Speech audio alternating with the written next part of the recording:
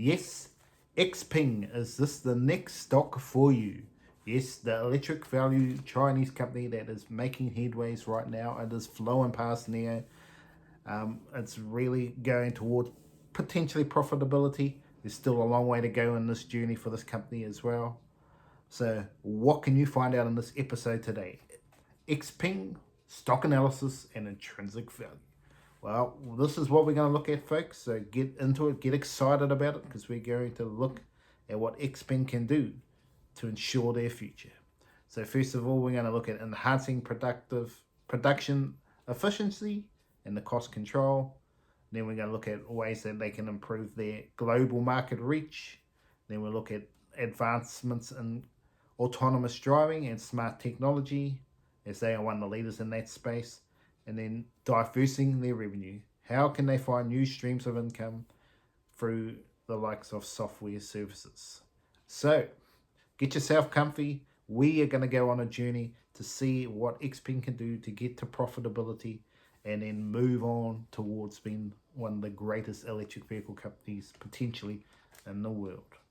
So yes, what can they do? What are we going to see? So, and then after that, I'm going to do a stock analysis for you where we're going to look at all the key metrics with revenue, net profit, return on invested capital, if they got a net loss, obviously, what's actually happening with assets and liabilities as well. Look at shares outstanding and everything else. And then if you stay to the end of the video, yes indeed, I will give you potential intrinsic values from the base case, the bear case, all the way up to out of this world sort of figures. And you could go even more out of this world, but this is just to be more of a fair dinkum sort of channel. I give you expected growth rates at a more expected rate. If you want to go to 100%, that's up to you, but I don't go into that sort of level of growth unless it's warranted. But let's get to it. Yes, Xpeng. Let's have a look at what's happening in the world of ping. Yes. Welcome, guys and gals, to the channel. Will this company be the next BYD, Tesla, the next flying electric vehicle company, or will they continue to dwander in cash burn, despair, and all this? Well, welcome to Barry Charles. We're going to find out right here, right now for you. Remember to like and subscribe to the channel. Let's get to it. Let's have a look at what can Xpeng do to improve their profitability and chances of being a successful company. Yes, well, first off, let's have a look at the enhancing production efficiency and cost control. Well, to achieve long-term success, folks, profitability, Xpeng must focus on improving production efficiency by controlling costs through the supply chain. While significant inroads have happened with Xpeng so far already in terms of improving their production capacity, they've still got room to move to get it to optimization, go drive, we're flying to the moon sort of territory. Key areas of improvement where I see it potentially being an opportunity in cutting costs is manufacturing automation, which everyone's doing. Don't get me wrong, there's a lot of costs involved to get it started, but after it's started, you got to do the maintenance clearly. But in terms of having to pay people salaries, that's where they save the moolah. The same as Neo, they need to build partnerships with their supply chains. So they got to improve their supply chains for long-term success. What is the economic of scale? How can they expand product volume while cost reducing per unit to get to a lower break-even mark? That's where they need to head, as well as look at cost-effective materials. Well, currently they use the likes of cobalt, nickel, which all companies do, and it's so expensive. Can they find a solution without having to go to raw materials and really improve their experience in terms of costs involved there for Xpeng? Yes, well, what else can Xpeng do, folks? What can they do? Well, can they, if they implement all this, Xpeng could lower production costs, improve gross margins, of course, bringing the company closer to profitability. You beauty, that's where they want to head. That's where Xpeng need to head to. Let's have a look at number 2 on my list here on how to improve the profitability, expand the global presence. How do they do that? How does Xpeng grow there to be more successful? Well, obviously getting into Europe, getting into North America, getting into the Middle East, that's where you got to go. Especially in the Europe and US, that's where the big money is. But I mean, so Saudi Arabia, don't get it wrong. If you can get into that market, then woo, sky's the limits for you. Xpeng must find a way to do this. Yep. They need to get their vehicles more affordable as well, so they can reach the global reach. So that's potential what they can do. Let's look at number 3 on the list. Yes, folks, number 3 on our list for Xpeng and automation. Yes, autonomous driving all the way and using their smart technology. Xpeng has established itself as the leader in the smart EV technology space, but they need to continue to have the competitive edge on their rivals and continue to work forward and be the first to autonomous driving. If they can do that, sky's the limits. Absolutely, sky's the limits, folks. They could fly to the moon. What else? Xpeng, yes, if they can. How do they do it? This is what we're saying. How can they do it for autonomous driving? AI driver's assistance, so being able to understand the customer, getting all these skills down in terms of what the experience is like for driving, that they can record everything you say and do in your phone using the devices you have, and really giving you that seamless opportunity when you get in the car, everything's ready to go. You don't have to even think about it. So that's first. The Xpeng guided pilot, the XNGP, they must upscale and get it to full autonomous. So when people get into the car, boop, push the button, off you go. I could be reading my book all day long. Thank you very much. I can do some study on my phone while the car drives. I don't know if anyone wants to get into that sort of level, but that is the question mark too. Do you trust the vehicle to do all this for you without even blinding an eye? But when the car is flying towards you, can you do something about it? That is the question mark. If you're not watching the road, that is the danger of autonomous driving. But let's hope we get there. What else can the Xpeng do? They can look to collaborate with local governments and tech firms to integrate their Xpeng vehicles into the local smart city infrastructure out there. Right now, which they need to really push to improve the traffic flow and energy consumption to allow companies understand more about what's happening in the real world with their driving vehicles. Regular software updates over the air instead of physical updates. That is the future. Nice and easy. People don't even have to think about updating their navigation devices. That's what we like to see out there. And finally, number 4 on this list. What else can Xpeng do to go boom to profitability? Diversify revenue streams, which is what everyone should do out there. Do not rely on one or the other. You can do a lot. I mean, if you're smart in, say, real estate and investing, that's good. But that doesn't mean you can't do share market as well. You can't run a business. You can't do all 3 together. That is where you make the cha-ching sort of money, yes.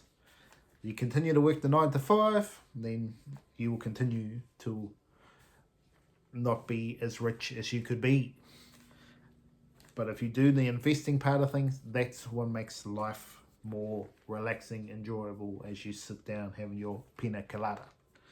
But all joking aside, let's get back to this. Sustained profitability for Xpeng. They must work beyond just selling the car.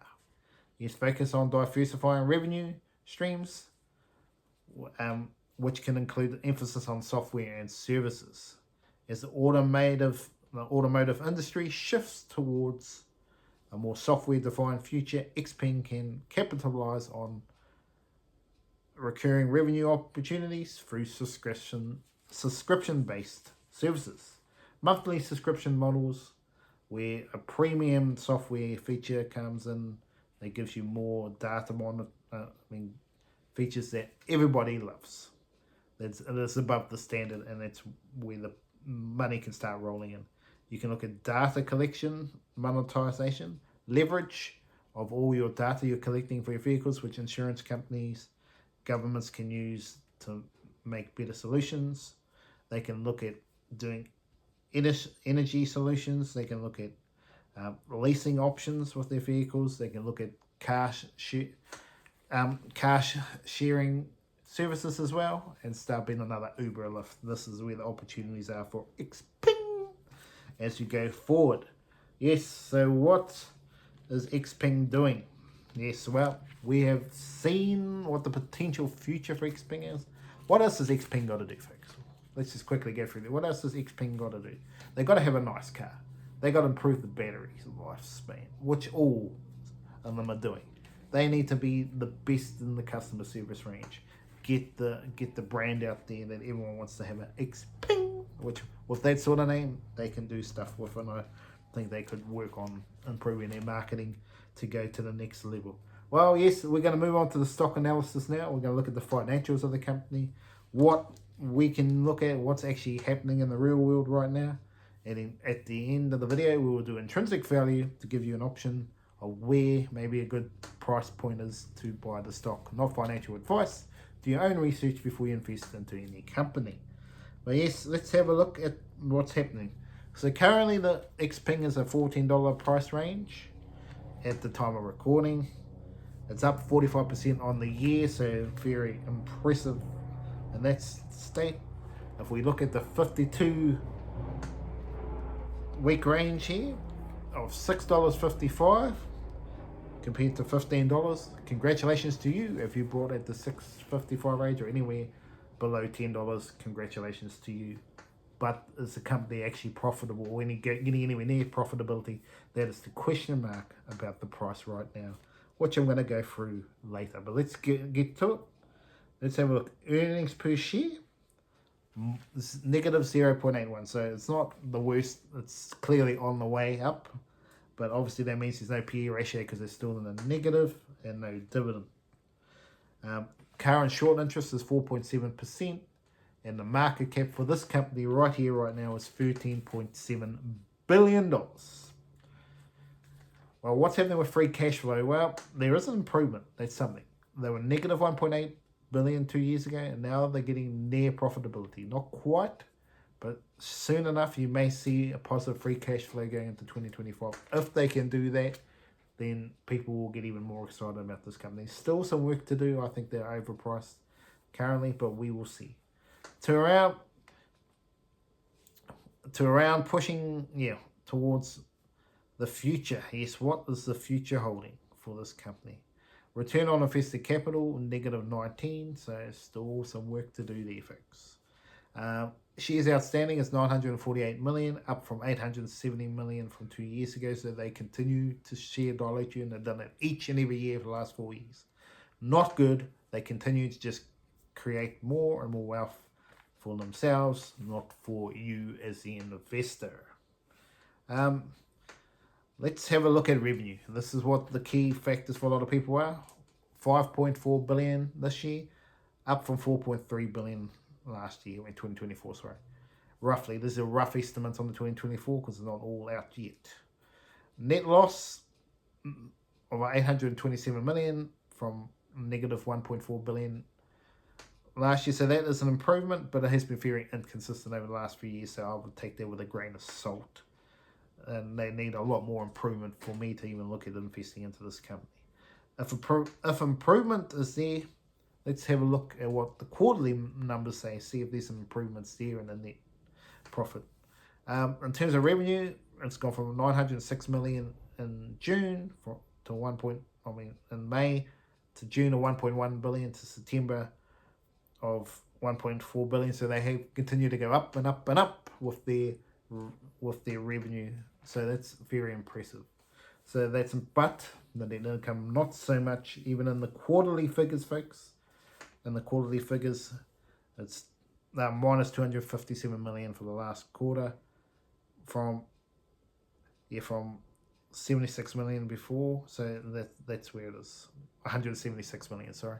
There is a lot of work to be done on that side of things. They need to work on that, and that's why the investing into Xpeng is still a bit of a they need to really get that consistently going down, down, down, like SoFi had been doing, and then you'll see it be more of a chance to potentially invest, but depends on how high the stock is at the time.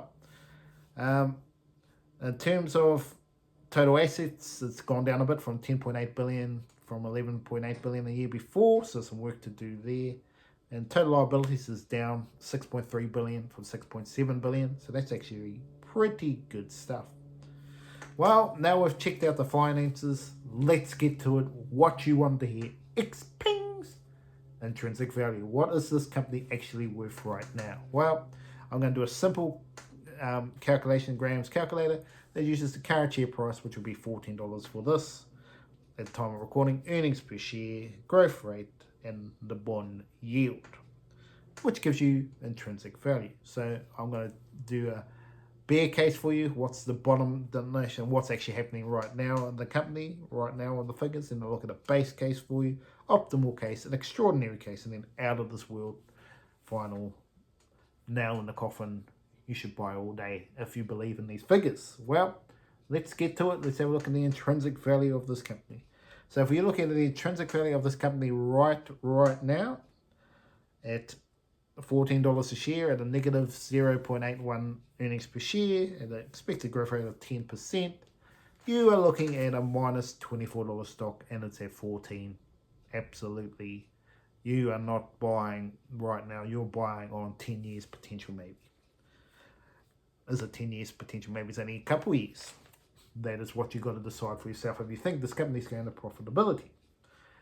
Base case, yes, well, they just got to profitability celebration, 0.1 earnings per share. It's still an expected growth rate of only 10. Then it's a $3 stock. And it's 14. Doesn't make financial sense. Optimal though, now we're starting to get a bit more excited. $14 current share price. Earnings per share jumped up to 0.5. At expected growth rate of $15, then it's a $20 stock. Now we're starting to get to a bit of value. Not great value. But if you think the stock's going to be extraordinary and it's going to go up to $1 earnings per share at 20% growth rate, then you're looking at a $50 stock. So now you're starting to go, yes, this is where you got to go. And now you're starting to look at more pie in the sky. It's not the real pie in the sky figures. But if you're going to say it's going to go to earnings per share of $2 to 25%, expected growth rate of $122. You add a bit more up to that, then you're starting to look at $200, $300 stock. Now, will they get there? That is the question mark for you. Can they get there? They are on a better road to trajectory right now than Neo, but obviously Neo has generally been more popular stock to look at. But Xpeng is definitely, in terms of if I'm looking at both figures right now, Xpeng is the better one of the two. But it's all about branding, and Neo does have a great following, but it's just whether or not they can really get their following back, because they're sort of going backwards a little bit. Xpeng have been going forwards. So we will see what the future holds for both of those companies going forward. But Xpeng, for me, is absolutely outpriced altogether. But if you think this company is going to smash it in the future, it's an absolute buy. If you think the future is bright for this company. But not financial advice. Do your own research before you invest into any company. But anyway, that is Barry Charles for this episode of Xpeng stock analysis and intrinsic value. I have plenty more videos on this channel. I do twice a week just for you. Have an awesome day out there.